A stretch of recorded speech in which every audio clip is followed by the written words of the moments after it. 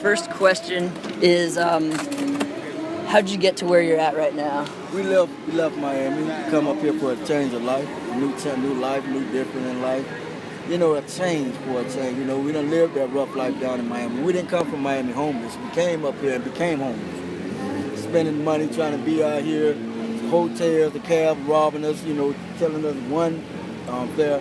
Yeah. Then when we get there, which is around the corner, not knowing we round the corner, and they charge us $20, $21 bucks. Mm-hmm. You know, I done went through that with these people here. I've been here like, going on 30 days. You've been here only 30 days? Okay, so what's the next step for you guys? Well, we already married, so what we want to do now is just get our house furniture, situate our house and everything, and then whenever we can save up enough money, send for the car. We have a car in Miami, and send it back up here. Okay. You know, and just get our life back on track. Just new people, new place, new beginning. Cool. What's do you have some sort of employment, or how are you making your money these days? SSI. What's that? SSI? Okay, cool. Good, and that'll be enough to help you get back on your feet once you get stable? Not necessarily, but it keeps the bills paid. What little bills we have right now, it has that paid. Cool. You know Can you tell me, like, your guys' love story? How'd you meet? Oh, we met on a van going to church. Oh, yeah? Yeah, I was in a program. She was in a program, the same program by the same person. It's the name of the program is United in Recovery. United in Recovery, okay. Yes, sir. And Willie Gamble is the director and the owner of it. We were going to church. They were picking me up at one of the other houses to go to church. And when I opened up the door, I see this beautiful woman sitting right there by the sliding door. So I asked the guy that's driving the van, which is the owner, I was like, where you been hiding her at? And he was like, started smiling, like, and I was like, wow, she smiled back at me, and we've been together ever since. That's awesome. We're going on 24 months now. Wow, cool. Any kids in the picture? No, we don't have any kids right now, but it's in the phase, yeah. Yeah, that's good. Take your time. Cool. Are you guys, what's been your story of faith? We both believe in God. We both believe in God and His Son Jesus. Yeah. You know, we stay praying. We are praying couple. We pray. We slept, matter of fact, this is the story. We slept right there in that field, right there. You slept in the field? Okay. Me and her slept in that field for 2.5 weeks before we got our place. Oh, no. Yes, I was in this shelter here, but the sister shelter to this, they wouldn't allow her to come in unless she'd been on her meds 12 days. Oh, what meds are those? Psychotropical. You know, like bipolar and all that other stuff. Yeah. She suffered from that.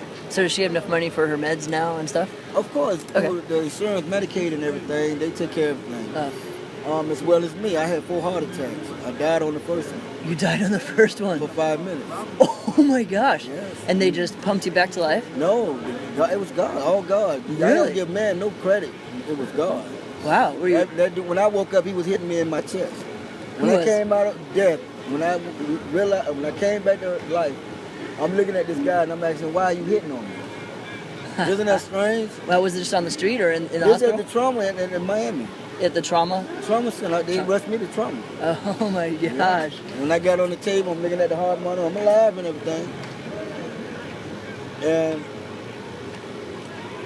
wow. I don't mean it for it. But is it possible? See, I want to surprise my wife. Okay. I get my check on the first. I want to get some pots and pans.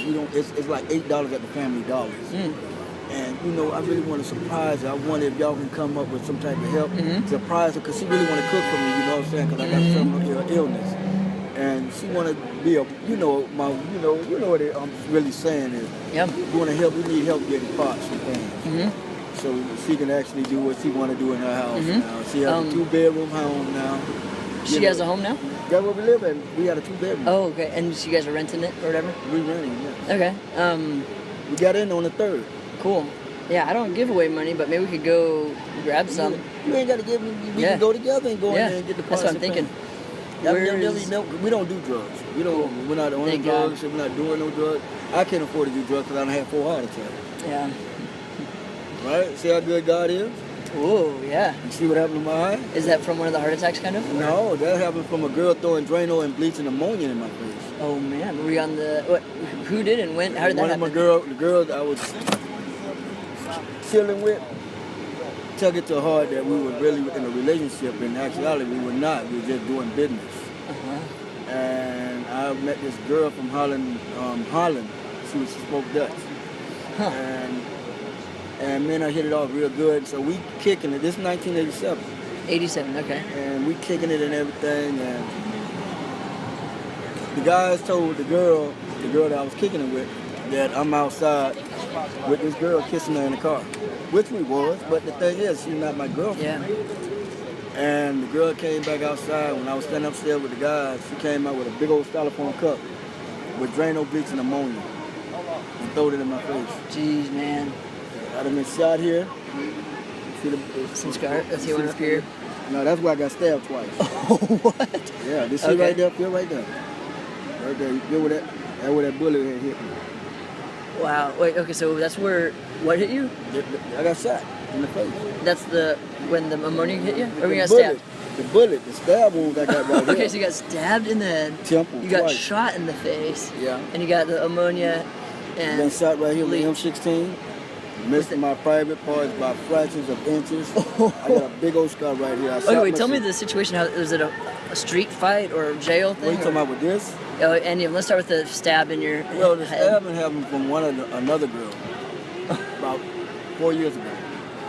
And she was heavy on drugs. I didn't know at the time, but we were living together, and she was lying to me a lot, but I was in love with her. And unfortunately, her name is the same name as the one I married, Stephanie. Stephanie, okay. And it's crazy, but Stephanie was a beautiful person. She was from Georgia, but I'm from Miami. And we hooked up, and we did a lot of things, you know. And one day she called herself being with another guy to make me jealous. And when I went over there, she reacted and just did like this, and it hit me. And it hit me good. Blood was gushing everywhere. Wow, she was trying to stab you, or No, she was like out of fear. She thought I was coming to do something to her. Oh, But it wasn't like that. I was getting over it. You know, I'm done. And that what happened with the stab wound. The gunshot wound is me and a dude were shooting at each other. You what know? for? You know drugs. You know, selling Okay. drugs. I used to sell drugs. Yeah. And the dude shot. I was shooting at him, so I went to the club that same night. And I'm in the club jerking and everything, and I didn't even know I was shot.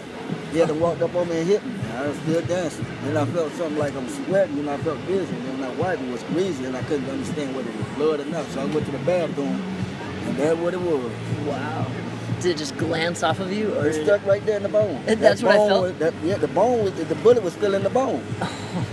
When I went to Jackson, all the surgeon did, he didn't have to give me no shot. He just went in there and peeled the skin back and pull the and bullet out? put the iodine in, everything, did the little surgery, stitches and everything. I Wow, left. man. I Wow. got shot here. Right there. Okay. Uh-huh. Shot myself in the foot when I was 12. Oh, no. I stole my grandmother's pistol when I was in Georgia, in Augusta, Georgia. And I brought it back to Miami trying to show the guys, I don't need a BB gun, I got a gun. You know, it's just wild things. And over town in Miami, I was a product of my environment. Okay, so tell me how a lot of people are making foolish mistakes early in their life. Then how did you finally pull yourself out of it? Well, the thing is, I had to break the cycle. Okay. The thing with me, I wasn't going to prison since 1985. You had gone to prison? I haven't been going to prison since 1985. Okay. 29 years of my life is in the prison system. Whoa. How old are you now? 50. Okay. Did I tell you something? Yeah. It's a lot of years in prison. I did 17 years in prison. Before I did the 17, I did 9.5.